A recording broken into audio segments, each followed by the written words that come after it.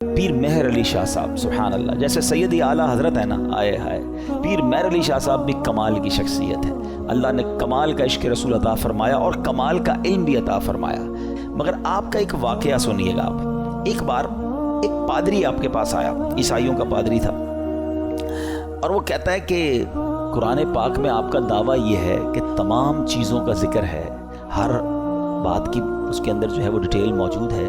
تو امام حسین تو آپ کے نبی کے نواسے ہیں اور اسلام کی خاطر اتنی بڑی قربانی دی، کربلا کے میدان میں سب کچھ لٹا دیا، لیکن ان کا ذکر تو قرآن مجید میں موجود نہیں ہے. پیر مہر علی شاہ صاحب سے وہ کہتے ہیں، پیر مہر علی شاہ صاحب نے اس انگریز کا، اس پادری کا یہ اطمینان کے ساتھ اعتراض سنا، اور آپ نے کہا کہ کیا آپ نے قرآن پورا پڑھا ہے؟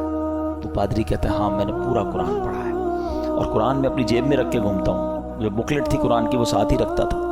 تو آپ نے فرمایا اچھا ایسا کرو کہ قرآن پڑھو میرے سامنے. تم کہتے ہو ذکر نہیں ہے، میں تمہیں بتاتا ہوں کہاں ذکر ہے. قرآن پڑھو. کہاں سے پڑھوں گا؟ کہیں سے بھی پڑھو، قرآن جدھر سے بھی پڑھنا ہے پڑھو. تو پادری حیران ہو گیا.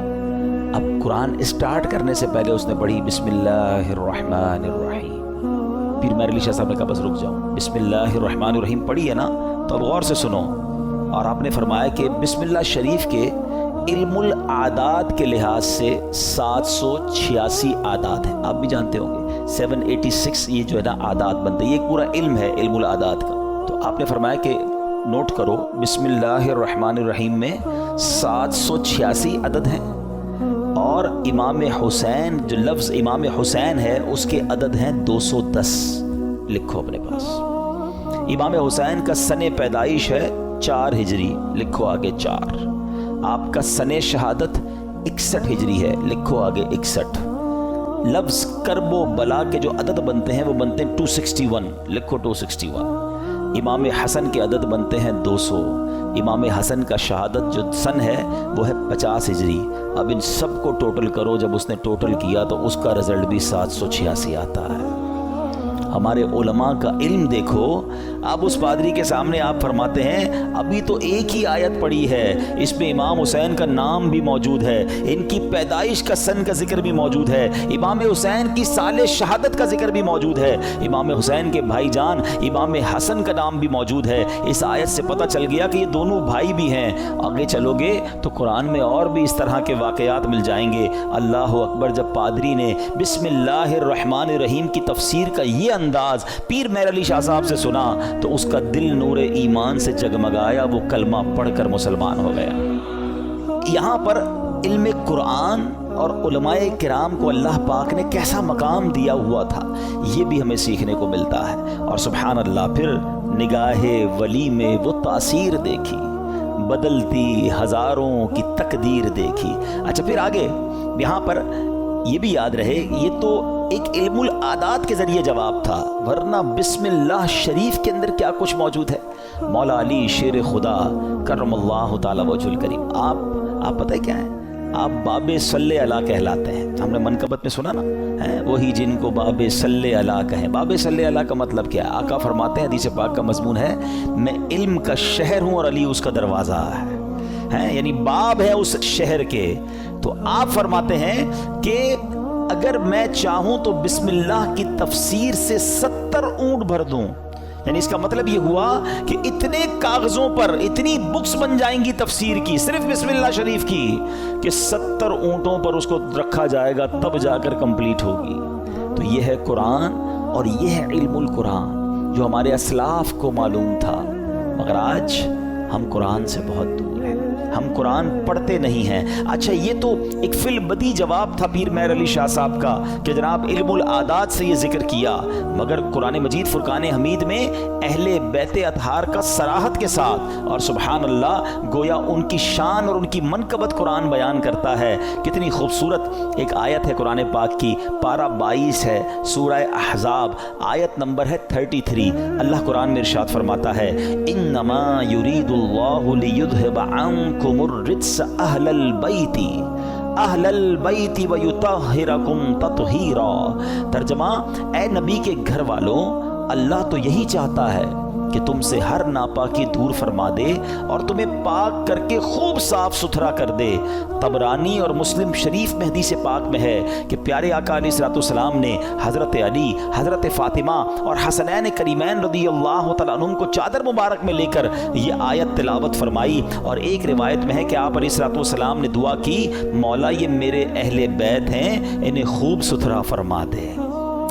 سبحان اللہ۔ اسی آیت کے بارے میں مولانا حسن رضا خان صاحب لکھتے ہیں نا، ان کی پاکی کا خدائے پاک کرتا ہے بیان، ان کی پاکی کا خدائے پاک کرتا ہے بیان، آیا تطہیر سے ظاہر ہے شان اہل بیت، یعنی ان کی شان قرآن بیان کر رہا ہے۔ تو امام حسین کا ذکر بھی ہو گیا نا، امام حسن کا ذکر ہوا، بی بی فاطمہ کا ذکر ہوا، اللہ اکبر۔ اور آگے چلیے ایک اور جگہ سورہ شورى آیت نمبر 23 میں اللہ ارشاد فرماتا ہے، قُل لَا أَسْأَلُكُمْ عَلَيْهِ أَجْرًا إِلَّا الْمَوَدَّةَ فِي الْقُرْبَى، اللہ قرآن میں فرماتا ہے تم فرماؤ میں اس پر تم سے کوئی معاوضہ طلب نہیں کرتا مگر قرابت کی محبت۔ نبی پاک نے کیا فرمایا؟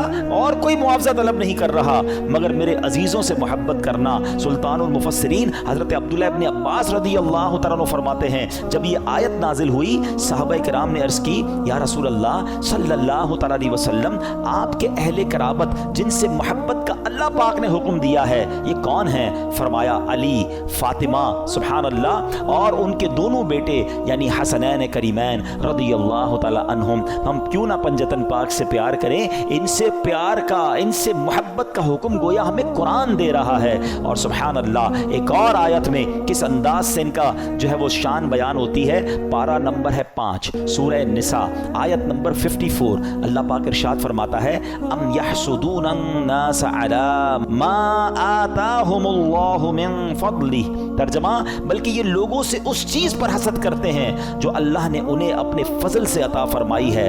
حضرت امام باقر رضی اللہ تعالیٰ عنہ فرماتے ہیں اس آیت کریمہ میں بیان کیے گئے وہ لوگ جنہیں اللہ پاک نے اپنا فضل عطا کیا اور جن سے کافر و منافق حسد کرتے ہیں، خدا کی قسم یہ ہم اہل بیت ہیں۔ خود امام باقر نے گویا اس کی تفسیر کی کہ جن کے بارے میں یہ ذکر ہو رہا ہے یہ ہم اہل بیت ہیں۔ سبحان اللہ، یہ مقام ہے اہل بیت کا۔ ایک جگہ نبی پاک علیہ الصلوۃ والسلام کیا خوب فرماتے ہیں، حدیث کا مضمون ہے کہ میری اہل بیت میری امت کے لیے کشتی نوح کی مانند ہے، جو اس میں سوار ہو جائے گا وہ پار لگ جائے گا۔